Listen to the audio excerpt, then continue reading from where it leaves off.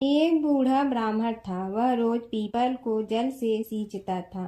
People में से रोज एक लड़की निकलती और कहती, पिताजी मैं आपके साथ जाऊंगी। यह सुनते सुनते बूढ़ा दिन ब दिन कमजोर होने लगा। तो बुढ़िया ने पूछा कि क्या बात है। बूढ़ा बोला कि पीपल से एक लड़की निकलती है और कहती है कि वह भी मेरे साथ चलेगी। बुढ़िया बोली कि कल ले आना उस लड़की को, जहाँ 6 लड़कियां पहले से ही हमारे घर में है, वहाँ 7वीं लड़की और सही। अगले दिन बूढ़ा उस लड़की को घर ले आया। घर लाने के बाद बूढ़ा ब्राह्मण आटा मांगने गया तो उसने पहले दिनों की अपेक्षा आज ज्यादा आटा मिला था। जब बुढ़िया वह आटा छानने लगी तो लड़की ने कहा कि लाओ माँ, मैं छान देती हूँ। जब वह आटा छानने बैठी तो परात भर गई। उसके बाद माँ खाना बनाने जाने लगी तो लड़की बोली कि आज रसोई मैं बनाऊंगी। तो बुढ़िया बोली कि ना, तेरे हाथ जल जाएंगे। लेकिन लड़की नहीं मानी। वह रसोई में खाना बनाने गई तो उसने तरह तरह के 36 व्यंजन बना डाले और आज सभी ने भर पेट खाना खाया। इससे पहले वह आधा पेट भूखा ही रहते थे। रात हुई तो बुढ़िया का भाई आया और कहने लगा कि दीदी मैं तो खाना खाऊंगा। बुढ़िया परेशान हो गई कि अब खाना कहाँ से लाऊंगी। लड़की ने पूछा कि क्या बात है माँ। उसने कहा कि तेरा मामा आया है और रोटी खाएगा, लेकिन रोटी तो सबने खा ली है, अब उसके लिए कहाँ से लाऊंगी। लड़की बोली कि तू चिंता मत कर माँ, मैं बना दूंगी। और वह रसोई में गई और मामा के लिए 36 व्यंजन बना दी। मामा ने भरपेट खाया और कहा भी कि ऐसा खाना इससे पहले उसने कभी नहीं खाया है। बुढ़िया ने कहा कि भाई तेरी बावनी भाजी है, उसी ने बनाया है। शाम हुई तो लड़की बोली कि माँ, चौका लगा के चौके का दिया जला देना, कोठे में मैं सोऊंगी। बुढ़िया बोली कि ना बेटी, तू डर जाएगी। लेकिन वह बोली कि ना माँ, मैं नहीं डरूंगी, मैं अंदर कोठे में ही सोऊंगी। वह कोठे में ही जाकर सो गई। आधी रात को लड़की उठी और चारों ओर आंख मारी तो धन ही धन हो गया। वह बाहर जाने लगी तो एक बूढ़ा ब्राह्मण सो रहा था। उसने देखा तो कहा कि बेटी तू कहाँ चली। लड़की बोली कि मैं तो दरिद्रता दूर करने आई थी, अगर तुम्हें दूर करवानी है तो करवा लो। उसने बूढ़े के घर में भी आँख से देखा तो चारों ओर धन ही धन हो गया। सुबह सवेरे सब उठे तो लड़की को ना पाकर उसे ढूंढने लगे कि पावनी बेटी कहाँ चली गई। बूढ़ा ब्राह्मण बोला कि वह तो लक्ष्मी माता थी, जो तुम्हारे साथ मेरी दरिद्रता भी दूर कर गई। हे लक्ष्मी माता, जैसे आपने उनकी दरिद्रता दूर की, वैसे ही सबकी करना। भगवान विष्णु और नारद की कथा। एक बार नारद मुनि जी ने भगवान विष्णु जी से पूछा, हे भगवान, आपका इस समय सबसे प्रिय भक्त कौन है। अब विष्णु तो भगवान हैं, सो झट से समझ गए अपने भक्त नारद मुनि की बात और मुस्कुरा कर बोले, मेरा सबसे प्रिय भक्त उस गांव का एक किसान है। यह सुनकर नारद मुनि जी थोड़ा निराश हुए और फिर से एक प्रश्न किया, हे भगवान, आपका बड़ा भक्त तो मैं हूँ, तो फिर सबसे प्रिय क्यों नहीं।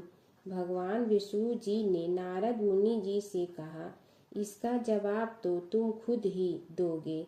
जाओ एक दिन उसके घर रहो और फिर सारी बात मुझे बताना। नारद मुनि जी सुबह सवेरे मुंह अंधेरे उस किसान के घर पहुंच गए। देखा अभी अभी किसान जगा है और उसने अब सबसे पहले अपने जानवरों को चारा देता, फिर मुंह धोता, दैनिक कार्यों से निवृत्त होता, जल्दी जल्दी भगवान का नाम लिया, रूखी सूखी रोटी खाकर जल्दी जल्दी अपने खेतों पर चला गया।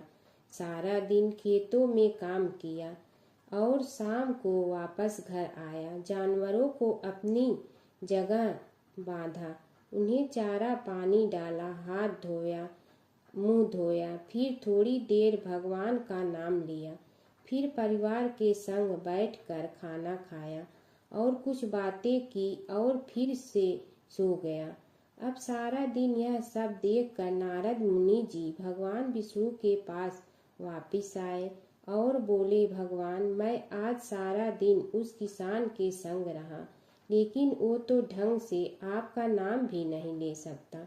उसने थोड़ी देर सुबह, थोड़ी देर शाम को और भी जल्दी जल्दी आपका ध्यान किया, और मैं तो 24 घंटे सिर्फ आपका ही नाम जपता हूँ।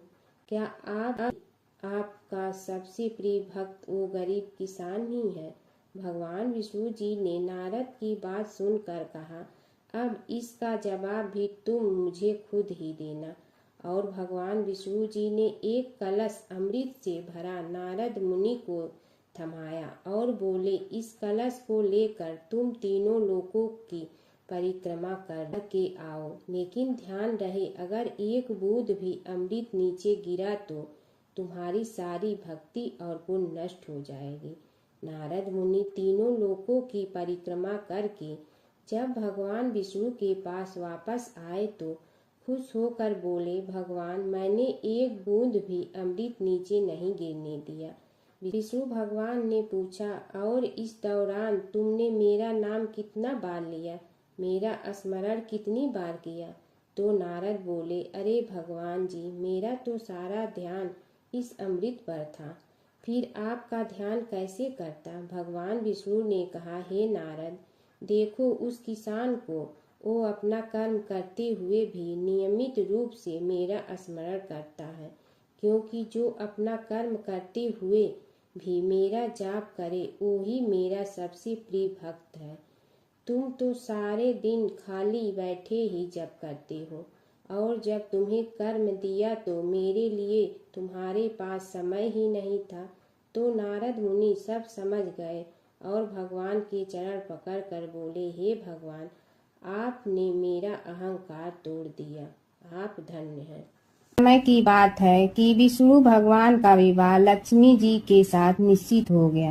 विवाह की तैयारी होने लगी। सभी देवताओं को निमंत्रण भेजे गए, परंतु गणेश जी को निमंत्रण नहीं दिया। कारण जो भी रहा हो, अब भगवान विष्णु की बारात जाने का समय आ गया। सभी देवता अपनी पत्नियों के साथ विवाह समारोह में आए। उन सब ने देखा कि गणेश जी कहीं दिखाई नहीं दे रहे हैं। तब वे आपस में चर्चा करने लगे कि क्या गणेश जी को कोई न्योता नहीं दिया है या स्वयं गणेश जी ही नहीं आए हैं। सभी को इस बात पर आश्चर्य होने लगा। तभी सब ने विचार किया कि विष्णु भगवान से ही इसका कारण पूछा जाए। विष्णु भगवान से पूछने पर उन्होंने कहा कि हमने गणेश जी के पिता भोलेनाथ महादेव को न्योता भेजा है। यदि गणेश जी अपने पिता के साथ आना चाहते हैं तो आ जाते, अलग से न्योता देने की कोई आवश्यकता भी नहीं थी। दूसरी बात यह है कि उनको 1.25 मन मूंग, 1.25 मन चावल, 1.25 मन घी और 1.25 मन लड्डू का भोजन दिन भर में चाहिए। यदि गणेश जी नहीं आएंगे तो कोई बात नहीं, दूसरे के घर जाकर इतना सारा खाना पीना अच्छा भी नहीं लगता। इतनी वार्ता कर ही रहे थे कि किसी एक ने सुझाव दिया, यदि गणेश जी आ भी जाए तो उनके द्वारपाल बनाकर बैठा देंगे कि आप घर की याद रखना। आप तो चूहे पर बैठकर धीरे धीरे चलोगे तो बारात से बहुत पीछे रह जाओगे। यह सुझाव भी सबको पसंद आ गया, तो विष्णु भगवान ने भी अपनी सहमति दे दी। होना क्या था कि इतने में गणेश जी वहां आ पहुंचे और उन्हें समझा बुझा कर घर की रखवाली करने बैठा दिया गया। बारात चल रही थी, तब नारद जी ने देखा कि गणेश जी तो दरवाजे पर ही बैठे हुए हैं। तो वे गणेश जी के पास गए और रुकने का कारण पूछा। गणेश जी कहने लगे कि विष्णु भगवान ने मेरा बहुत अपमान किया है। नारद जी ने कहने लगे कि अपनी मूसक देना को आगे भेज दे तो वह रास्ता खोद देगी, जिससे उनके वाहन धरती में धंस जाएंगे। तब आपको सम्मान पूर्वक बुलाना पड़ेगा। अब तो गणेश जी ने अपनी मूसक सेना जल्दी से आगे भेज दी और सेना ने जमीन पोली कर दी। जब बारात वहां से निकली तो रथों के पहिए धरती में धंस गए। लाख कोशिश करे परंतु पहिए नहीं निकले। सभी ने अपने अपने उपाय किए, परंतु पहिए तो नहीं निकले, बल्कि जगह जगह से टूट गए। किसी की समझ में नहीं आ रहा था कि अब क्या किया जाए। तब तो नारद जी ने कहा, आप लोगों ने गणेश जी का अपमान करके अच्छा नहीं किया। यदि उन्हें मना कर लाया जाए तो आपका कार्य सिद्ध हो सकता है और यह संकट टल सकता है। शंकर भगवान ने अपने दूत नंदी को भेजा और वे गणेश जी को लेकर आए। गणेश जी का आदर सम्मान के साथ पूजन किया। तब कहीं रथ के पहिए निकले। अब रथ के पहिए निकल के परंतु टूट फूट गए तो उन्हें सुधारे गए। पास के खेत में खाती काम कर रहा था, उसे बुलाया गया। खाती अपना कार्य करने के पहले श्री गणेशाय नमः कहकर गणेश जी की वंदना मन ही मन करने लगा। देखते ही देखते खाती ने सभी पहियों को ठीक कर दिया। तब खाती कहने लगा कि हे देवताओं, आपने सर्वप्रथम गणेश जी को नहीं मनाया होगा और न ही उनकी पूजन की होगी, इसीलिए तो आपके साथ यह संकट आया है। हम तो मूर्ख अज्ञानी हैं, फिर भी पहले गणेश जी को पूजते हैं, उनका ध्यान करते हैं। आप लोग तो देवतागण हैं, फिर भी आप गणेश जी को कैसे भूल गए। अब आप लोग भगवान श्री गणेश जी की जय बोल कर जाएं तो आपके सब काम बन जाएंगे और संकट कट जाएंगे। ऐसा कहते हुए बारात वहां से चल दी और विष्णु भगवान को लक्ष्मी जी के साथ विवाह संपन्न करा के सभी सकुशल घर लौट आए।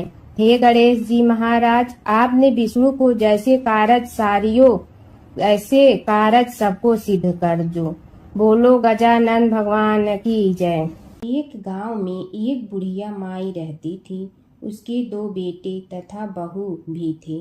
बुढ़िया माई भगवान श्री हरि विष्णु की परम भक्त थी।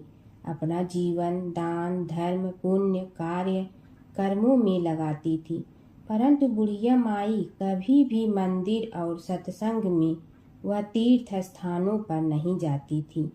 एक बार गांव में भागवत कथा हो रही थी।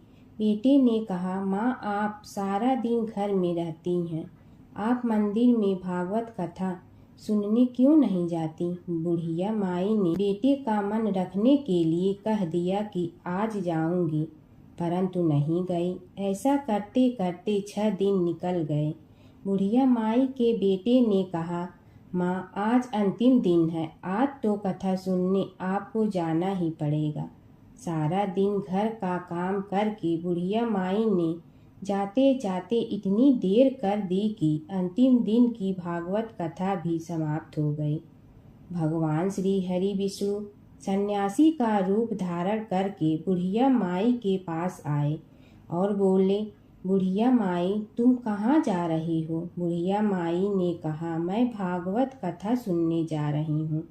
तब सन्यासी रूपधारी भगवान श्री हरि विष्णु ने कहा, अब इतनी देर से क्यों जा रही हो, वहाँ तो अब कथा समाप्त हो गई है, अब वहाँ जाकर क्या करोगी। बुढ़िया माई ने कहा, अब घर से निकली हूँ तो जाकर ही रहूंगी। सब सन्यासी रूपधारी भगवान श्री हरि विष्णु ने कहा कि अब कथा समाप्त हो गई, भक्त लोग भी अपने अपने घर चले गए, अब तुम वहाँ से क्या लाओगी। तो बुढ़िया माई बोली, कुछ नहीं तो मैं वहाँ से एक ईंट ही उठा लाऊंगी। तो सन्यासी रूपधारी भगवान श्री हरि विष्णु बोले, तुम वहाँ से मिट्टी की ईंट लाओगी, उसके बदले में मैं तुम्हें एक सोने की ईंट दे देता हूँ। बुढ़िया माई ने ईंट ले ली और घर की तरफ चल पड़ी और विचार करने लगी कि यदि यह ईंट मैं घर लेकर जाऊंगी तो बेटे बहू झगड़ने लगेंगे, इसीलिए घर के आंगन में बाहर ही बुढ़िया माई ने वह ईंट जमीन में गाड़ दी। परंतु अब बुढ़िया माई का ध्यान उस ईंट पर ही रहने लगा। खाने पीने घर के काम करने में सदैव बुढ़िया माई अपना ध्यान सोने की ईंट पर ही लगाई रखती। बेटे बहू ने पूछा, माँ, पूरे दिन घर के आंगन में क्या करती रहती हो। तो बुढ़िया माई ने कहा, मैं आने जाने वाले को देखती रहती हूँ। एक दिन बुढ़िया माई मर गई। यमराज के दूत बुढ़िया माई को लेने आए। बुढ़िया माई को लेकर धर्मराज जी के पास पहुँचे और धर्मराज जी को सारी बात बतलाई। धर्मराज जी ने बुढ़िया माई को कुतिया की योनि दे दी और कुतिया उसी पेड़ के नीचे बैठी रहती। बुढ़िया माई की बहू ने कहा, इस कुतिया को यहाँ से भगाओ, नहीं तो यह बच्चों को काट जाएगी। तो उसके बेटे ने उसकी पीठ पर एक लकड़ी मारी और बुढ़िया माई मर गई और को सर्प की योनि मिली। आंगन में सर्प को देखकर बेटे बहू ने किसी को काट नहीं जाए इसी डर से मार दिया। फिर बुढ़िया माई मरकर धर्मराज जी के पास पहुंची। बुढ़िया माई कीड़ी का रूप धारण करके उस आंगन में कीड़ी नगरा बना लिया। आंगन में कीड़ी नगरा हो गया। घर वाले बहुत परेशान हुए। घर वाले भोजन भी नहीं बना रहे थे और मन ही मन होने का स्मरण करने लगे। तब भगवान श्री हरि विष्णु सन्यासी का रूप धारण करके आए और बोले कि कुछ खाने को दे दो। तो घरवाले ने कहा, महाराज, हमारे खाने को भी कुछ नहीं बनाया क्योंकि हमारे घर में कीड़ी नगरा हो गया है। आप ही इसका कुछ उपाय बतलाइए। तब महाराज जी ने आंगन में खोदा और सोने की 28 निकाली और दोनों बेटों को दे दी और कहा, तुम्हारी माँ के नाम से दान पुण्य करना, धर्मशाला बनवाना, स्कूल बनवाना, प्याऊ लगवाना, गौशाला में गाय के चारे खाने की व्यवस्था करना। परंतु दोनों बेटे आपस में झगड़ने लगे कि तू दान कर, तू दान कर। किसी ने बुढ़िया माई के नाम से कोई दान नहीं किया और कीड़ी नगरा वहाँ उसी स्वरूप में स्थापित रहा। कुछ दिन बाद सन्यासी वापस आया और बुढ़िया माई के बेटों ने भगवान स्वरूपधारी सन्यासी महाराज से कहा कि हमारी घर की हालत वैसी की वैसी है, कीड़ी नगरा तो वैसे का वैसा ही है। तब साधु रूपधारी सन्यासी महाराज ने कहा, वह सोने के ईंट के टुकड़े लाओ और उन्हें बेचकर उनसे जो भी धन मिले उसे तुम्हारी माँ के नाम से दान पुण्य करो। इस कीड़ी नगरा पर शक्कर और आटा डालो। तुम ऐसा करोगे तो तुम्हारी माँ को मोक्ष प्राप्ति होगी। और उनके घर से कीड़ी नगरा चला गया। जो व्यक्ति प्रतिदिन सुबह प्रातः आटा और शक्कर कीड़ी नगरे पर डालता है वह सदैव धनवान, पुत्रवान, संपन्न, सुख शांति से जीवन यापन करता है। उसके घर में कभी कोई कष्ट नहीं आता है। उसका जीवन सदा सर्वदा आनंद से व्यतीत होता है। उसके परिवार जन उसे अत्यधिक स्नेह प्रदान करते हैं। कीड़ी नगरा प्रतिदिन सींचने से जुड़ी नगरी की कहानी सुनने से, दान पुण्य व धर्म कार्यों में रुचि लगाने से जीवन उत्तम हो जाता है। गणेश और बुढ़िया माई की कथा। एक बुढ़िया थी, वह बहुत ही गरीब और दृष्टिहीन थी। उसके एक बेटा और बहू थे। वह बुढ़िया सदैव गणेश जी की पूजा किया करती थी। एक दिन गणेश जी प्रकट होकर उस बुढ़िया से बोले, बुढ़िया माँ, तू जो चाहे सो मांग ले। बुढ़िया बोली, मुझे तो मांगना नहीं आता, कैसे और क्या मांगूं? तब गणेश जी बोले, अपने बहू बेटे से पूछ कर मांग ले। तब बुढ़िया ने अपने बेटे से कहा, गणेश जी कहते हैं तू कुछ मांग ले, बता मैं क्या मांगूं? पुत्र ने कहा, माँ तू धन मांग ले। बहू से पूछा तो बहू ने कहा, नाती मांग ले। तब बुढ़िया ने सोचा कि ये तो अपने अपने मतलब की बात कर रहे हैं। अतः उस बुढ़िया ने पड़ोसन से पूछा तो उन्होंने कहा, बुढ़िया तू तो थोड़े दिन जियोगी, क्यों तू धन मांगो और क्यों नाती मांगे? तू तो अपनी आँखों की रोशनी मांग ले, जिससे तेरी जिंदगी आराम से कट जाए।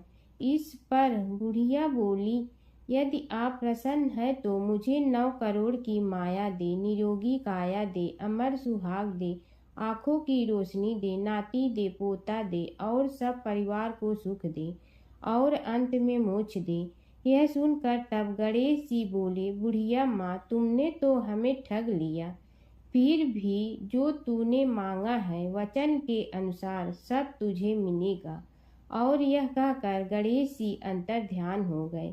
उधर बुढ़िया माँ ने जो कुछ मांगा वह सब कुछ मिल गया। हे गणेश जी महाराज, जैसे तुमने उस बुढ़िया माँ को सब कुछ दिया वैसे ही सबको देना। बुढ़िया माई को मुक्ति दी तुलसी माता की कथा। एक बुढ़िया माई तुलसी जी को सींचती और कहती कि हे तुलसी माता, सत की दाता, मैं तेरा बिडला सींचती हूँ, मुझे बहू दे, पीताम्बर की धोती दे, मीठा मीठा घास दे, बैकुंठा में वास दे, चटक की चाल दे, पटक की मोद दे, चंदन का काठ दे, रानी सा राज दे, दाल भात का भोजन दे, 11 की मौत दे, कृष्ण जी का कंधा दे। तब तुलसी माता यह सुनकर सूखने लगी। तो भगवान ने पूछा कि हे तुलसी, तुम क्यों सूख रही हो? तुलसी माता ने कहा कि एक बुढ़िया रोज आती है और यही बात कह जाती है, मैं सब बात तो पूरा कर दूंगी, लेकिन कृष्ण का कंधा कहाँ से लाऊंगी? तो भगवान बोले, जब वो मरेगी तो मैं अपने आप कंधा दे आऊँगा, तू बुढ़िया माई से कह देना। जब बुढ़िया माई मर गई, सब लोग आ गए। जब माई को ले जाने लगे तो वह किसी से न उठी। तब भगवान एक 12 बरस के बालक का रूप धारण करके आए।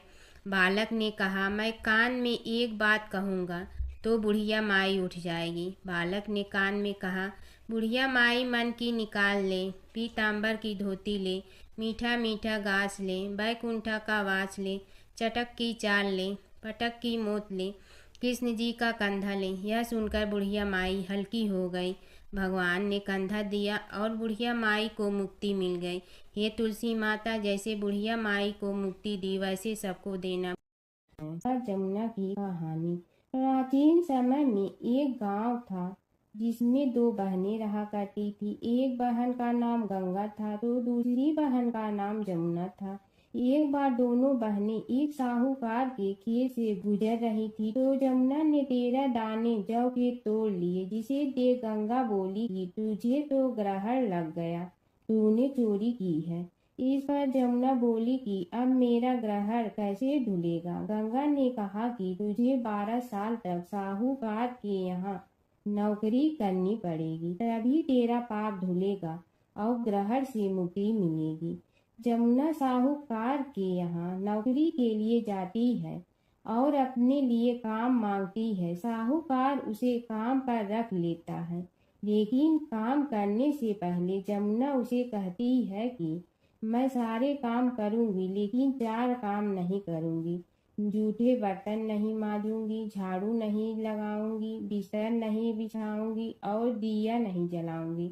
12 साल के बाद कुंभ का मेला लगा तो साहूकारनी भी कुंभ नहाने जाने लगी। जमुना ने उसे जाते देख कहा कि कुंभ के मेले में मेरी बहन गंगा मिलेगी तो उसे यह सोने का टक्का दे देना, इससे वह अपने हाथों में सुंदर चूड़ियां पहन लेगी। साहूकारनी ने कुंभ के मेले में गंगा को वह सोने का टका दे दिया। गंगा ने उनसे वह टका लेते हुए कहा कि मेरी बहन को कहना कि उसके 12 वर्ष पूरे हो गए हैं, अब वह वहां वापिस आ जा। साहूकार व साहूकारनी वापिस घर आए तब जमुना मटके में पानी भर रही थी। दोनों जमुना से बोले कि हमने सोने का वह टका तेरी बहन गंगा को दे दिया था और उसने कहा है कि तेरे 12 वर्ष पूरे हो गए हैं, इसलिए अब तुम वापिस जाओ। यह समाचार सुनते ही जमुना सहस्त्र धारा में बदल गई और बहने लगी। जमुना जी का यह रूप देखकर साहूकार और साहूकारनी परेशान हो गई थी। हमारे घर में जमुना माता ने काम किया, हमें तो अब ग्रहण लग गया है, हम यह ग्रहण कैसे उतारेंगे। जमुना भागकर गंगा माता के पास चली गई। गंगा ने जमुना से पूछा कि तुम साहूकारनी से कुछ कहकर आई हो या ऐसे ही बिना बताए आ गई। तब जमुना बोली कि मैं तो कुछ भी बताकर नहीं आई हूँ। गंगा ने कहा कि जा उन्हें धीरज दे आ, नहीं तो उन्हें जीवन भर असंतोष ही रहेगा। गंगा के कहने पर जमुना माता ने साहूकारनी को सपने में दर्शन दिए और कहा कि तुम दोनों उल्टे माथे क्यों पड़े हो, जाओ उठकर खाओ पियो। तब दोनों बोले कि हम कैसे उठें, हमें तो ग्रहण लगा है, क्योंकि हमने उल्टे सीधे और पता नहीं कितने नीच कार्य आपसे कराए हैं। तब जमुना जी बोली कि तुम्हें ग्रहण नहीं लगा है, ग्रहण तो मुझे लगा था कि मैंने तुम्हारे खेत से 13 दाने जौ के चुराए थे। मैं तो अपना ग्रहण उतारने तुम्हारे घर आई थी। मेरा ग्रहण तुम्हारे घर में 12 वर्ष तक रहने से उतर गया है और मेरी मुक्ति हो गई है। जमुना जी ने कहा कि तुम्हें कोई ग्रहण नहीं लगा है, उल्टे मेरे 12 वर्ष तक यहाँ रहने से तुम्हारी भी मुक्ति हो गई है। यह कहकर जमुना जी स्वप्न से चली गई। दोनों उठकर देखते हैं कि उनके घर में पहले से भी अधिक धन हो गया है। हे जमुना माता, जैसे आपने साहूकार व साहूकारनी की मुक्ति कराई, वैसे ही आप अपने सभी भक्तों की करना। नगर बसेरे की कहानी। किसी गांव में एक भाट व एक जाट रहता था। दोनों में घनिष्ठ मित्रता थी। एक बार जाट अपनी बहन के घर जाने को तैयार हुआ तो भाट अपनी ससुराल जाने को तैयार हुआ। दोनों साथ चल पड़े तो रास्ते में रुककर एक कुएं की मुंडेर पर बैठ गए। जाट ने भाट से कहा कि नगर बसेरा कर लेते हैं। इस पर भाट बोला कि तू ही नगर बसेरा कर ले, मैं तो अपनी ससुराल जा रहा हूँ, वहाँ खूब खातिर होगी मेरी, तू कर ले नगर बसेरा। जाट वहीं कुएं के पास बैठ पानी की घंटी और चावल का दाना लेकर नगर बसेरा करने लगा। नगर बसेरा करने के साथ जाट कहने लगा कि नगर बसेरा जो करे सो मल धोवे पाँव, ताता माड़ा तापसी देगी मेरी माँ, माँ देगी मावशी तेगी द्वारका का वास, मीठा मीठा घास वृंदावन का वास, 5 कुल्थी छठी रास मेरी जीवड़ो श्री कृष्ण के पास, डालू पानी हो जाए घी झट से निकल जाए मेरा जी। यह सब कर कर के वह जाट बहन के पास चल पड़ा। जाट की बहन ने भाई के आने पर उसकी खातिर की खी बूरा के साथ भाई को जिमाया। दोनों ने बैठकर ढेर सारी बातें की। इधर भाट अपने ससुराल पहुंचा तो वहां आग लगी हुई थी। आग बुझाने वह भी लग गया, जिसमें हाथ मुंह भी काले हो गए और खुद भी थोड़ा सुलझ गया। ना रोटी ना पानी के लिए ही किसी ने पूछा।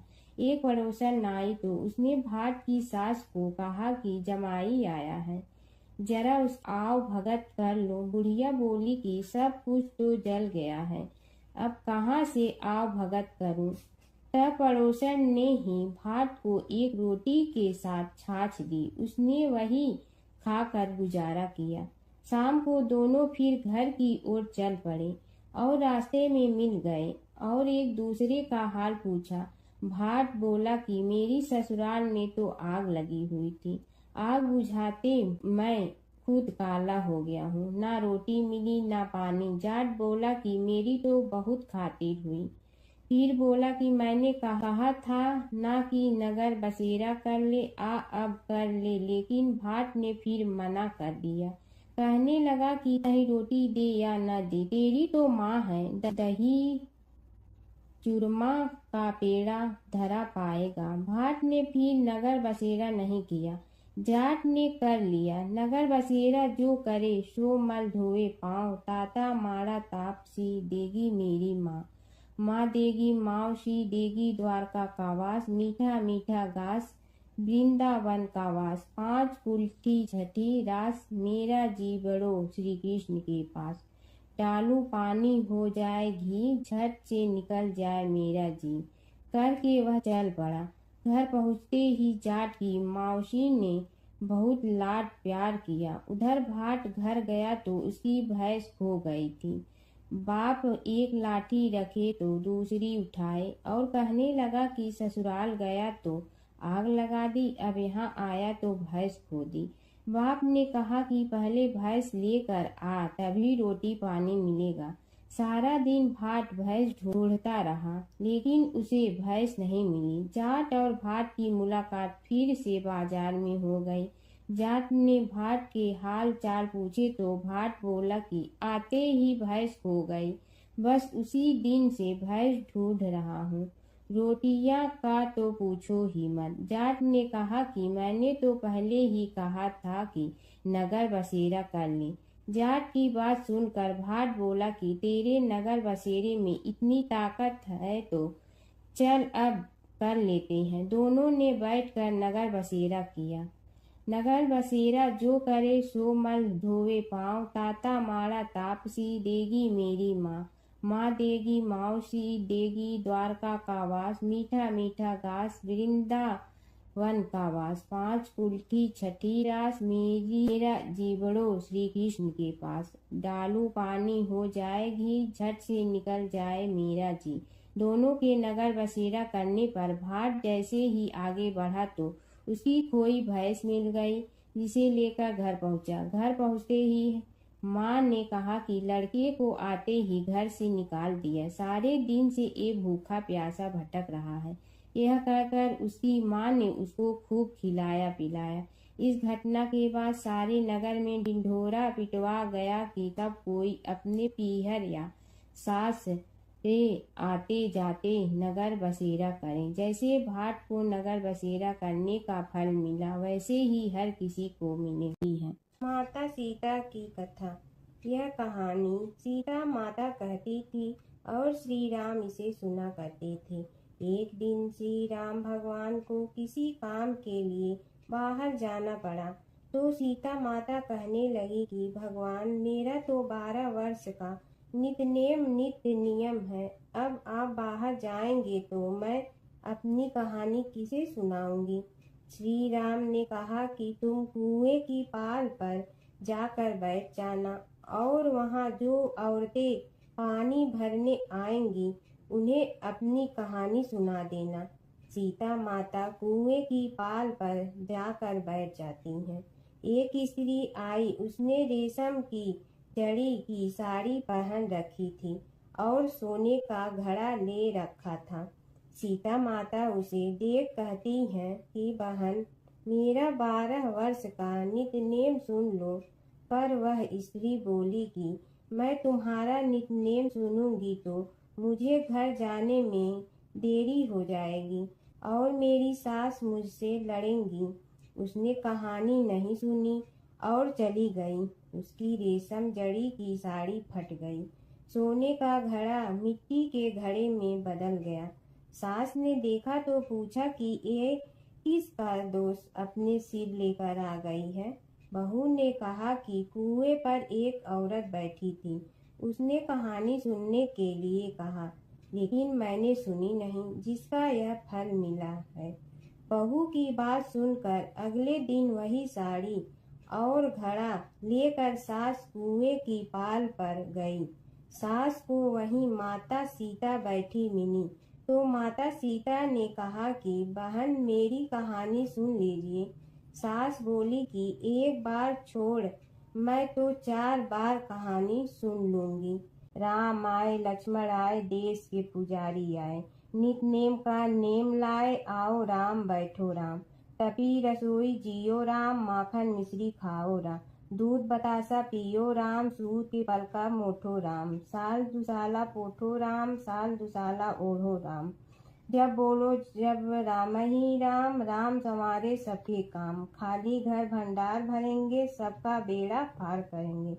श्री राम जय जय राम। सास बोली कि बहन, कहानी तो बहुत अच्छी लगी। कहानी सुनकर सास घर चली गई और उसकी साड़ी फिर से रेशम जड़ी की बन गई। मिट्टी का घड़ा फिर सोने के घड़े में बदल गया। बहू कहने लगी, सासू माँ, आपने ये सब कैसे किया। सास ने कहा कि बहू, तू दोष लगा के आई थी और मैं अब दोष उतार कर आ रही हूँ। बहू ने फिर पूछा कि वह कुएं वाली स्त्री कौन है। सास बोली कि वे सीता माता थी।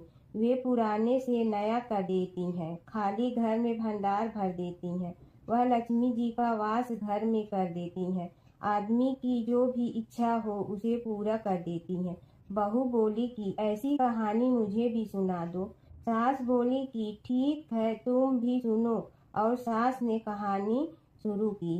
राम आए लक्ष्मण आए, देश के पुजारी आए, नित नेम का नेम लाए, आओ राम बैठो राम, तपी रसोई जियो राम, माखन मिश्री खाओ राम, दूध बतासा पियो राम, सूत के पलका मोठो राम, साल दुसाला पोठो राम, साल दुसाला ओढ़ो राम, जब बोलो जब राम ही राम, राम संवारे सबके काम, खाली घर भंडार भरेंगे, सबका बेड़ा पार करें, श्री राम जय जय राम। कहानी सुनकर बहू बोली कि कहानी तो बहुत अच्छी है। सास ने कहा कि ठीक है, इस कहानी को रोज कहा करेंगे। अब सास बहू रोज सवेरे उठती, नहाती धोती और पूजा करने के बाद नित्य की सीता की कहानी कहती। एक दिन उनके यहाँ एक पड़ोस की औरत आई और बोली कि बहन जरा सी आँच दे ना। तो वह बोली कि आज तो अभी हमने जलाई ही नहीं। पड़ोसन ने कहा कि तुम सुबह 4 बजे से उठकर क्या कर रही हो? फिर उन्होंने कहा कि सुबह उठकर हम पूजा करते हैं, फिर सीता माता की नित्य नेम की कहानी कहते हैं। पड़ोसन ने उसकी बात सुनकर फिर कहा कि सीता माता की कहानी कहने से तुम्हें क्या मिलता है? वे बोली कि इनकी कहानी कहने से घर में भंडार भर जाते हैं, सारे काम सिद्ध होते हैं, मन की इच्छा भी पूरी हो जाती है। पड़ोसन कहती है कि बहन ऐसी कहानी तो मुझे भी सुना दो। फिर वह बोली कि ठीक है, तुम भी यह कहानी सुन लो। राम आए लक्ष्मण आए, देश के पुजारी आए, नित नेम का नेम लाए, आओ राम बैठो राम। सारी कहानी सुनने के बाद पड़ोसन कहने लगी, बहन कहानी तो मुझे बहुत अच्छी लगी। अब वह पड़ोसन भी नित नेम सीता माता की कहानी कहने लगी। कहानी कहने से सीता माता ने पड़ोसन के भी भंडार भर दिए। अब तो पूरे मोहल्ले में नित नेम की कथा चल पड़ी। हर किसी की मनोकामना पूरी होने लगी। हे सीता माता, जैसे आपने उनके भंडार भरे, वैसे ही आप हमारे भी भंडार भरना, सबकी भरना, कहानी सुनने वाले के भी और कहानी कहने वाले के भी। प्राचीन काल की बात है। नैमिषारण्य क्षेत्र में ऋषि, महर्षि और साधु संतों का समाज जुड़ा था। उसमें श्री सूत जी भी विद्यमान थे। शौनक जी ने उनकी सेवा में उपस्थित होकर निवेदन किया कि हे अज्ञान रूप घोर तिमिर को नष्ट करने में करोड़ों सूर्यों के समान प्रकाशमान श्री सूत जी हमारे कानों के लिए अमृत के समान जीवन प्रदान करने वाले कथा तत्व का वर्णन कीजिए। हे सूत जी, हमारे हृदयों में ज्ञान के प्रकाश की वृद्धि तथा भक्ति, वैराग्य और विवेक की उत्पत्ति जिस कथा से हो सकती हो, वह हमारे प्रति कहने की कृपा कीजिए। शौनक जी की जिज्ञासा से सूत जी बड़े प्रसन्न हुए। पूरा तन इतिहासों के स्मरण से उनका शरीर पुलकायमान हो रहा था। वे कुछ देर उसी स्थिति में विराजमान रहकर कुछ विचार करते रहे और अंत में बोले, शौनक जी, इस विषय में आपके चित्त में बड़ी जिज्ञासा है। आप धन्य हैं जो सदैव ज्ञान की प्राप्ति में तत्पर रहते हुए विभिन्न पुराण कथाओं की जिज्ञासा रखते हैं। आज मैं आपको ज्ञान के परम स्रोत रूप श्री गणेश जी का जन्म कर्म रूप चरित्र सुनाऊंगा। गणेश जी से ही सभी ज्ञानों, सभी विद्याओं का उद्भव हुआ है। अब आप सावधान चित्त से विराजमान हो। श्री गणेश जी के ध्यान और नमस्कार पूर्वक उनका चरित्र श्रवण करें।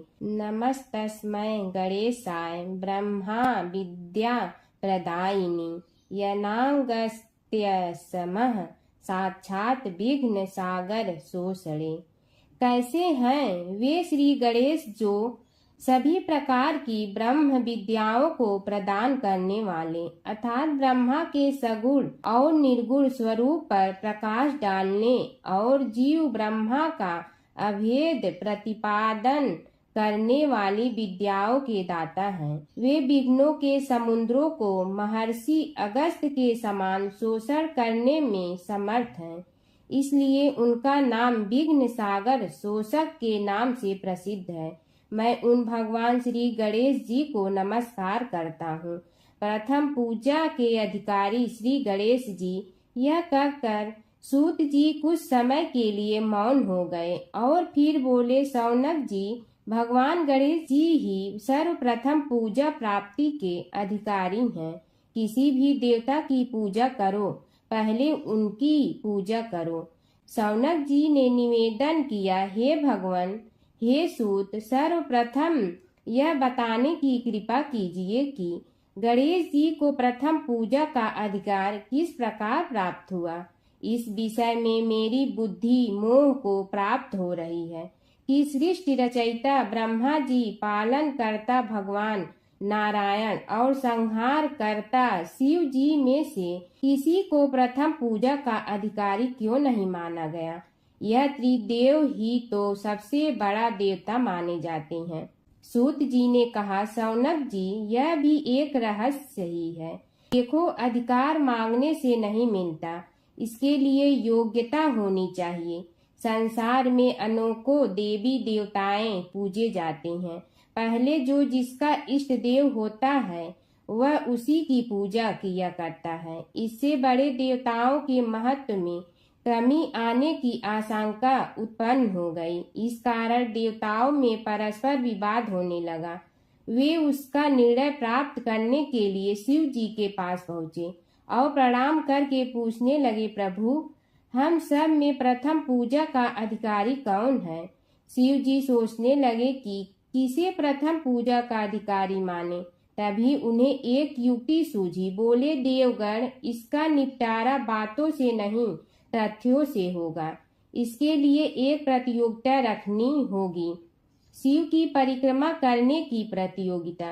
देवगण उनका मुख देखने लगे, शंकित हृदय से सोचने लगे कि कैसी प्रतियोगिता रहेगी। यह शिव जी ने उनके मन के भाव ताड़ लिए, इसलिए सांत्वना भरे शब्दों में बोले, घबराओ मत, कोई कठिन परीक्षा नहीं ली जाएगी।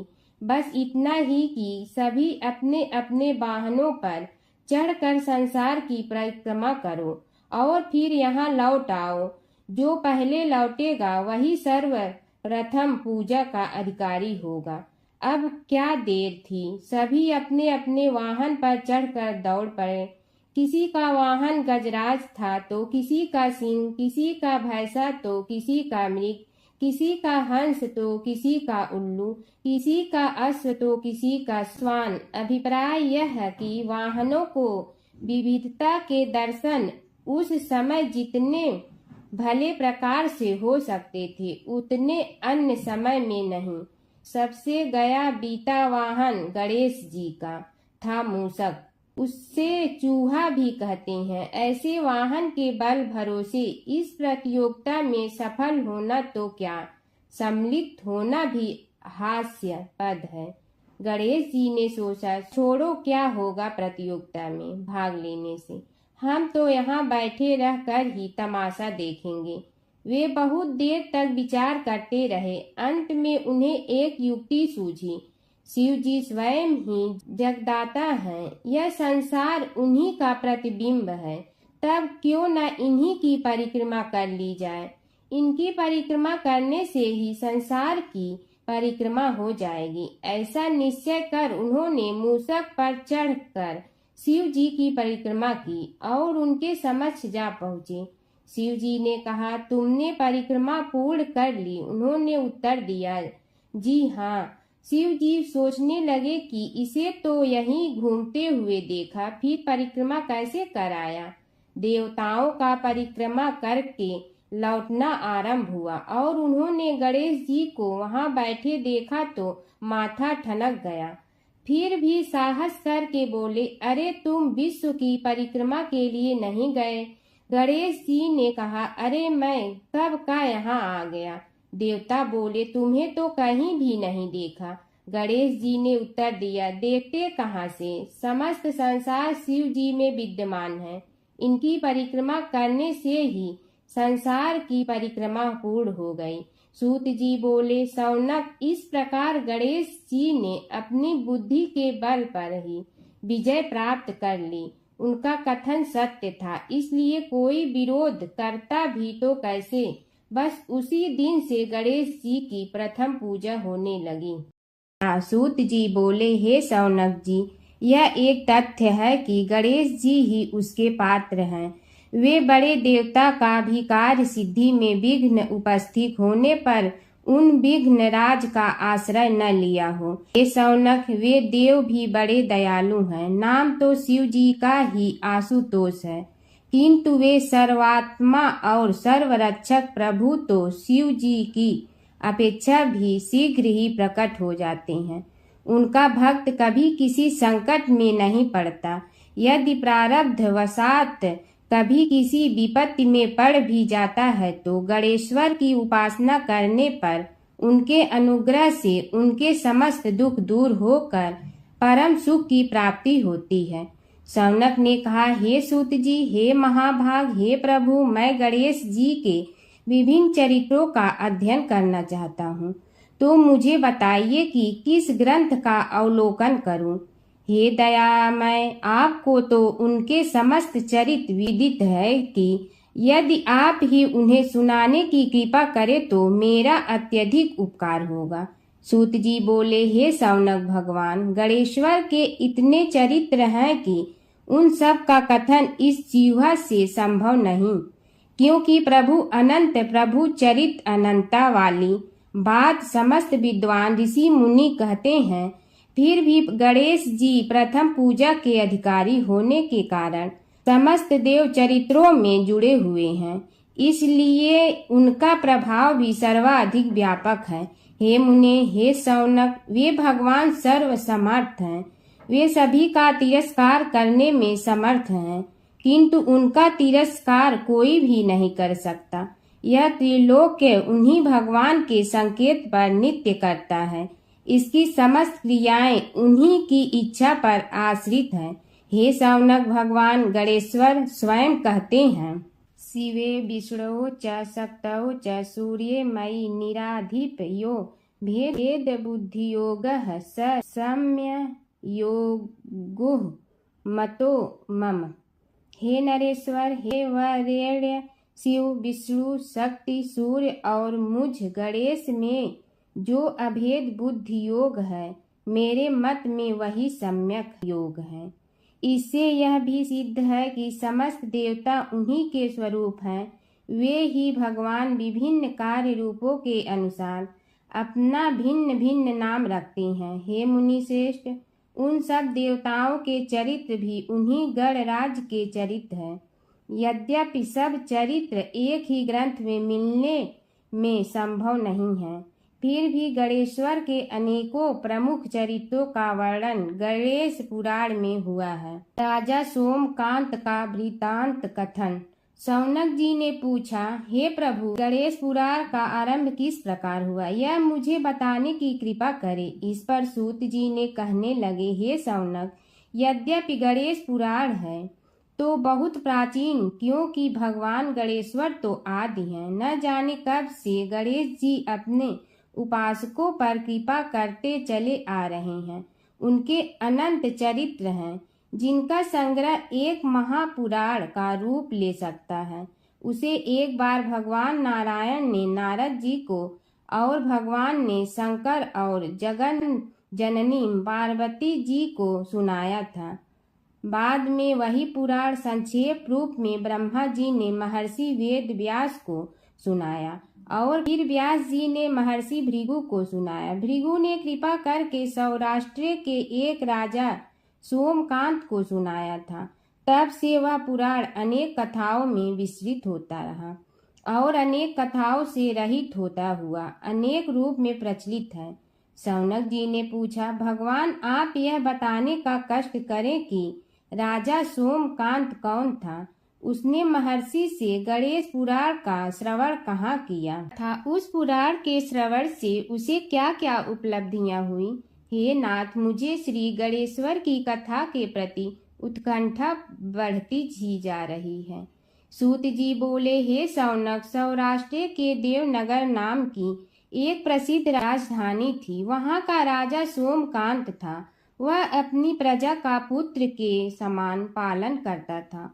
वह वेद ज्ञान संपन्न, शस्त्र विद्या में पारंगत एवं प्रबल प्रतापी राजा, समस्त राजाओं में मान्य तथा अत्यंत वैभवशाली था। उसका ऐश्वर्य कुबेर के भी ऐश्वर्य को लज्जित करता था। उसने अपने पराक्रम से अनेकों देश जीत लिए थे। उसकी पत्नी अत्यंत रूपवती, गुणवती, धर्माज्ञा एवं पतिव्रत धर्म का पालन करने वाली थी। वह सदैव अपने प्राणनाथ की सेवा में लगी रहती थी। उसका नाम सुधर्मा था। जैसे वह पतिव्रता थी, वैसे ही राजा भी एक पत्नी व्रता का पालन करने लगा। उसके हेमकांत नामक एक सुंदर पुत्र था। वह भी सभी विद्याओं का ज्ञाता और अस्त्र शस्त्रादि के अभ्यास में निपुण हो गया था। यह सभी श्रेष्ठ लक्षणों से संपन्न, सद्गुणी एवं प्रजा जनों के हितों का अत्यंत पोषक था। इस प्रकार राजा सोमकांत स्त्री, पुत्र, पशु, वाहन, राज्य एवं प्रतिष्ठा आदि से सब प्रकार सुखी था। उससे दुख तो था ही नहीं। सभी राजागण उसका हार्दिक सम्मान करते थे तथा उसकी श्रेष्ठ कीर्ति भी संसार व्यापी थी। परंतु युवा अवस्था के अंत में सोमकांत को घृणित कोष्ठ रोग हो गया। उसके अनेक उपचार किए गए, किंतु कोई लाभ नहीं हुआ। रोग शीघ्रता से बढ़ने लगा और उसके कीड़े पड़ गए। जब रोग की अधिक वृद्धि होने लगी और उसका कोई उपाय न हो सका, तो राजा ने मंत्रियों को बुलाकर कहा, सुव्रतो, जाने किस कारण यह रोग मुझे पीड़ित कर रहा है। अवश्य ही यह किसी पूर्व जन्म के पाप का फल होगा। इसलिए मैं अब अपना समस्त राजपाट छोड़कर वन में रहूंगा। मेरे पुत्र हेमकांत को मेरे समान मानकर राज्य शासन का धर्म पूर्वक संचालन कराते रहें। यह कहकर राजा ने शुभ दिन दिखवाकर अपने पुत्र हेमकांत को राज्य पद पर अभिषेक किया और अपनी पत्नी सुधर्मा के साथ निर्जन वन की ओर चल दिया। प्रजापालक राजा के वियोग में समस्त प्रजा जन अश्रु बहाते हुए उनके साथ चले गए। राज्य की सीमा पर पहुंचकर राजा ने अपने पुत्र अमात्यगण और प्रजा जनों को समझाया, आप सब लोग धर्म के जानने वाले, श्रेष्ठ आचरण में तत्पर एवं सहृदय हैं। यह संसार तो वैसे भी परिवर्तनशील है। जो आज है वह कल नहीं था और आने वाले कल में भी नहीं रहेगा। इसलिए मेरे जाने से दुख का कोई कारण नहीं है। मेरे स्थान पर मेरा पुत्र सभी कार्यों को करेगा। इसलिए आप सब उसके अनुशासन में रहते हुए उसे सदैव सम्मान करते रहें। फिर पुत्र से कहा, बेटा, यह स्थिति सभी के समझ आती रही है। हमारे पूर्व पुरुष भी परंपरागत रूप से वृद्धावस्था आने पर वन में जाते रहे हैं। मैं कुछ समय पहले ही वन में जा रहा हूँ, तो कुछ पहले या पीछे जाने में कोई अंतर नहीं पड़ता। यदि कुछ वर्ष बाद जाऊं तब भी मोह का त्याग करना ही होगा। इसलिए हे वत्स, तुम दुखित मत हो और मेरी आज्ञा मानकर राज्य शासन को ठीक प्रकार चलाओ। ध्यान रखना, क्षत्रिय धर्म का कभी त्याग न करना और प्रजा को सदा सुखी रखना। इस प्रकार राजा सोमकांत ने सभी को समझा बुझाकर वहां से वापस लौट आया और स्वयं अपनी पतिव्रता भार्या के साथ वन में प्रवेश किया। पुत्र हेमकांत के आग्रह से उसने सुबल और ज्ञान गम्य नामक 2 आत्माओं को भी साथ ले लिया। उन सब ने एक समतल एवं सुंदर स्थान देखकर वहां विश्राम किया। तभी उन्हें एक मुनि कुमार दिखाई दिया। राजा ने उससे पूछा, तुम कौन हो, कहाँ रहते हो? यदि उचित समझो तो मुझे बताओ। मुनि बालक ने कोमल बाणी में कहा, मैं महर्षि भृगु का पुत्र हूँ। मेरा नाम च्यवन है। हमारा आश्रम निकट में ही है। अब आप भी अपना परिचय दीजिए। राजा ने कहा, मुनि कुमार, आपका परिचय पाकर मुझे बड़ी प्रसन्नता हुई। मैं सौराष्ट्र के देवनगर नामक राज्य का अधिपति रहा हूँ। अब अपने पुत्र को राज्य देकर मैंने अरण्य की शरण ली है। मुझे कुष्ठ रोग अत्यंत पीड़ित किए हुए हैं। उसकी निवृत्ति का कोई उपाय करने वाला हो तो कृपा कर मुझे बताइए। मुनि कुमार ने कहा, मैं अपने पिताजी से अपना वृतांत कहता हूँ, फिर वे जैसा कहेंगे आपको बताऊंगा। यह कहकर मुनि बालक चला गया और कुछ देर में ही आकर बोला, राजन, मैंने आपका वृतांत अपने पिताजी को बताया। उनकी आज्ञा हुई है कि आप सब मेरे साथ आश्रम में चलकर उनसे भेंट करें, तभी आपके रोग के विषय में भी विचार किया जाएगा। राजा सोमकांत के पूर्व जन्म का वृत्तांत भृगु द्वारा वर्णन। राजा अपनी पत्नी और अमात्यों के सहित च्यवन के साथ साथ भृगु आश्रम में जा पहुंचा और उन्हें प्रणाम कर बोला, हे भगवान, हे महर्षि, मैं आपकी शरण हूँ। आप मुझ कुष्ठी पर कृपा कीजिए। महर्षि बोले, राजन, यह तुम्हारे किसी पूर्व जन्म कृत पाप का ही उदय हो गया है। इसका उपाय मैं विचार करके बताऊंगा। आज तो तुम सब स्नान आज से निवृत्त होकर रात्रि विश्राम करो। महर्षि की आज्ञा अनुसार सबने स्नान भोजन आदि के उपरांत रात्रि व्यतीत की और प्रातः काल स्नान आदि नित्य कर्मों से निवृत्त होकर महर्षि की सेवा में उपस्थित हुए। महर्षि ने कहा, राजन, मैंने तुम्हारे पूर्व जन्म का वृतांत जान लिया हूँ और यह भी विदित कर लिया है कि किस पाप के फल से तुम्हें इस रोग की प्राप्ति हुई है। यदि तुम चाहो तो उसे सुना दूं। राजा ने हाथ जोड़कर निवेदन किया, बड़ी कृपा होगी मुनिनाथ, मैं उसे सुनने के लिए उत्कंठित हूँ। महर्षि ने कहा, तुम पूर्व जन्म में एक धनवान वैश्य के लाडले पुत्र थे। वह वैश्य विंध्याचल के निकट कौलहार नामक ग्राम में निवास करता था। उसकी पत्नी का नाम सुलोचना था। तुम उसी वैश्य दंपत के पुत्र हुए। तुम्हारा नाम कामद था। तुम्हारा लालन पालन बड़े लाड चाव से हुआ। उन्होंने तुम्हारा विवाह एक अत्यंत सुंदरी वैश्य कन्या से कर दिया था, जिसका नाम कुटुम्बिनी था। यद्यप तुम्हारी भार्या सुशीला थी और तुम्हें सदैव धर्म में निरत देखना चाहती थी, किंतु तुम्हारा स्वभाव वासनांध होने के कारण दिन प्रतिदिन उज्जवल होता जा रहा था। किंतु माता पिता भी धार्मिक थे, इसलिए उनके सामने तुम्हारी उज्ज्वलता दबी रही। परंतु माता पिता की मृत्यु के बाद तुम निरंकुश हो गए और अपनी पत्नी की बात भी नहीं मानते थे। तुम्हें अनाचार में प्रवृत्त देखकर उसे दुख होता था, तो भी उसका कुछ बस न चलता था। तुम्हारी उन्मत्तता चरम सीमा पर थी। अपनों से भी द्वेष और क्रूरता का व्यवहार किया करते थे। हत्या आदि कराते थे। तुम्हारे लिए सामान्य बात हो गई। पीड़ित व्यक्तियों ने तुम्हारे विरुद्ध राजा से पुकार की। अभियोग चला और तुम्हें राज्य की सीमा से भी बाहर चले जाने का आदेश हुआ। तब तुम घर छोड़कर किसी निर्जन वन में रहने लगे।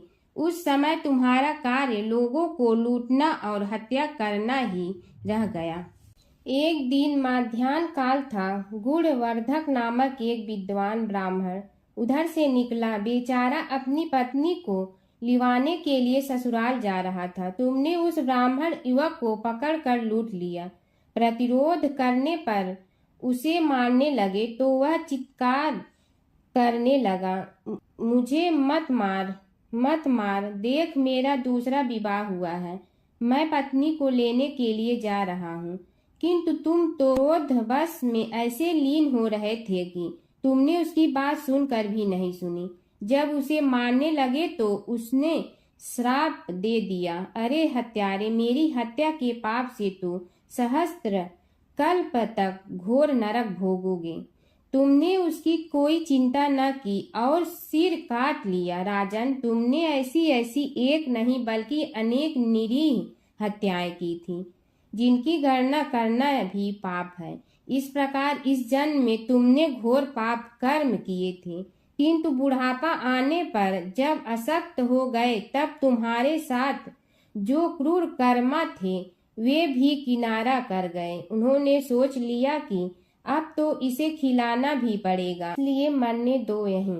अमोघ प्रभाव गणेश उपासना का कथन। राजन, अब तुम निरालंब थे, चल फिर तो सकते ही नहीं थे। भूख से पीड़ित रहने के कारण रोगों ने भी घेर लिया। उधर से जो कोई निकलता तुम्हें घृणा की दृष्टि से देखता हुआ चला जाता। तब तुम आहार की खोज में बड़ी कठिनाई से चलते हुए एक जीर्ण शीर्ण देवालय में पहुंचा। उसमें भगवान गणेश्वर की प्रतिमा विद्यमान थी। तब न जाने किस पुण्य के उदय होने से तुम्हारे मन में गणेश जी के प्रति भक्ति भाव जागृत हुआ। तुम निराहार रहकर उनकी उपासना करने लगे। उससे तुम्हें सब कुछ मिला और रोग भी कम हुआ।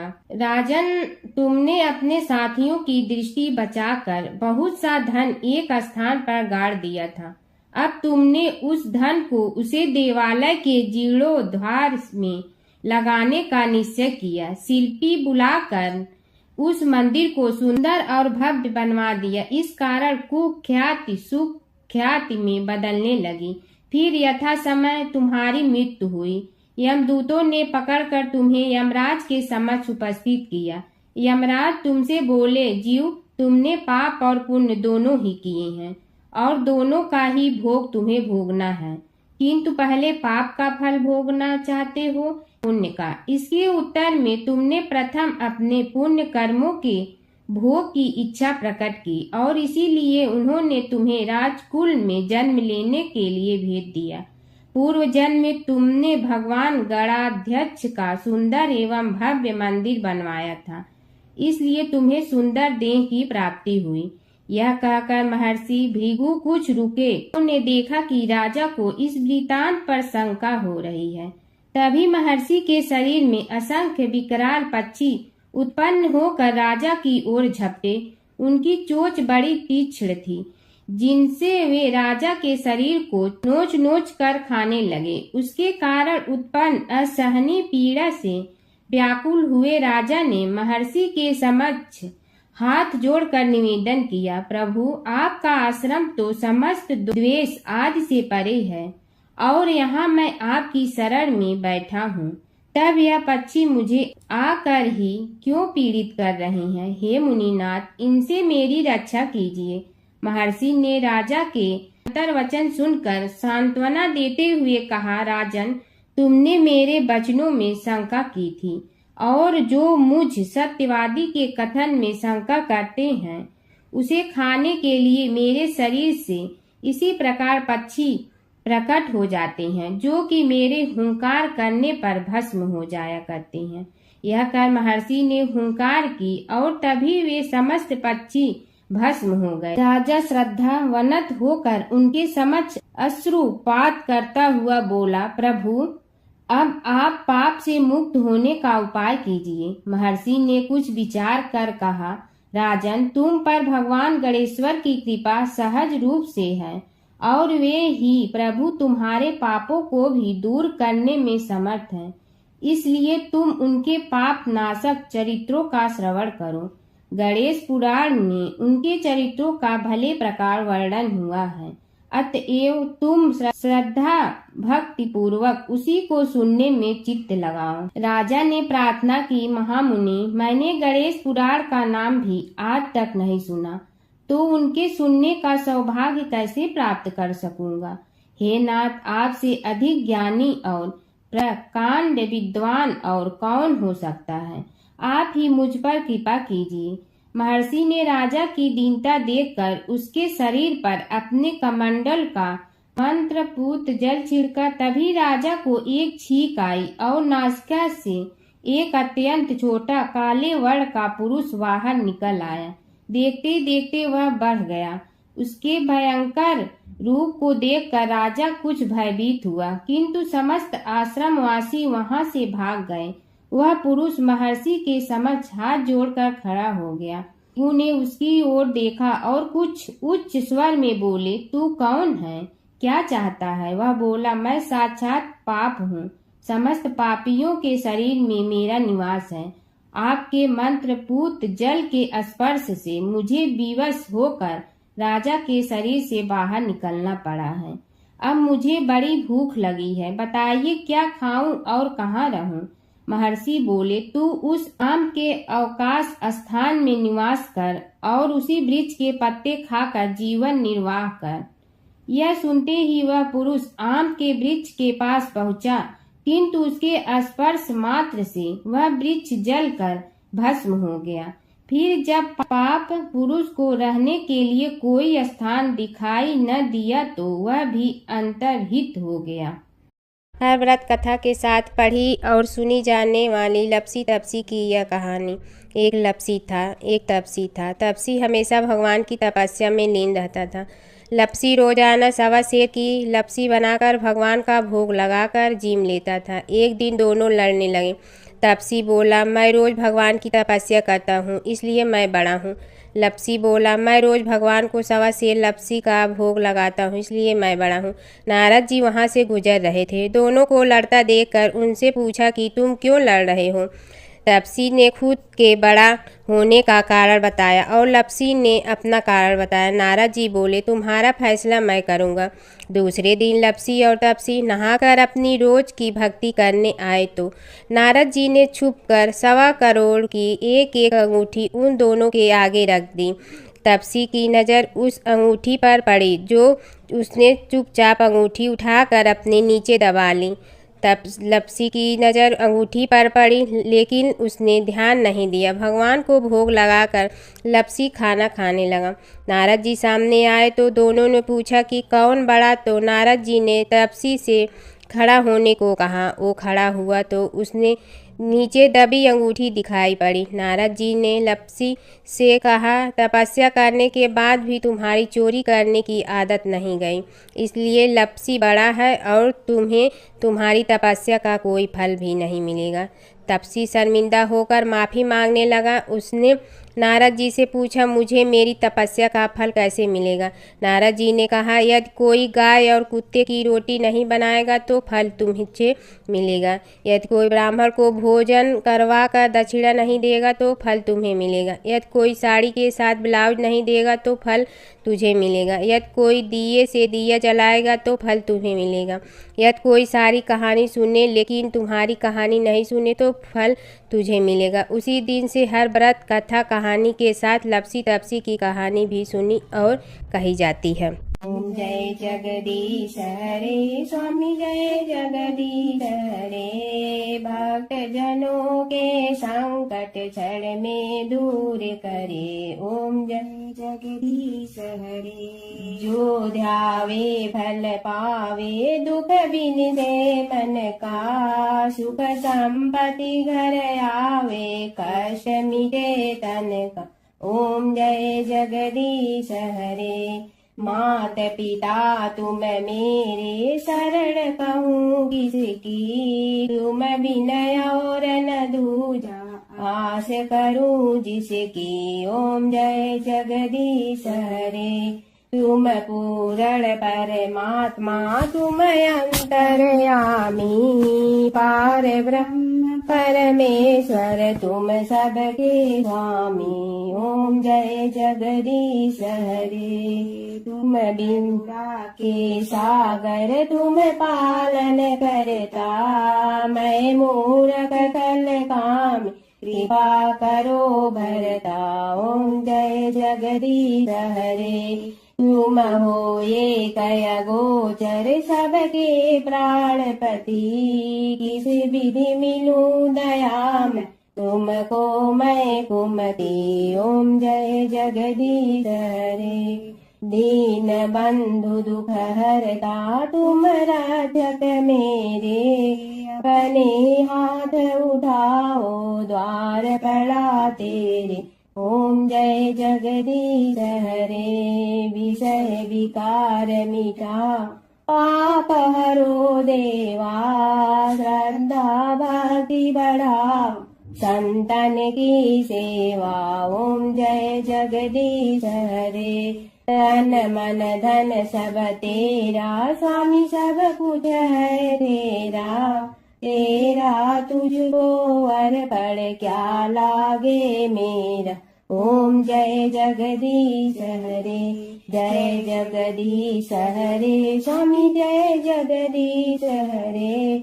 भक्त जनों के संकट क्षण में दूर करे। ओम जय जगदीश हरे। स्वामी जय जगदीश हरे।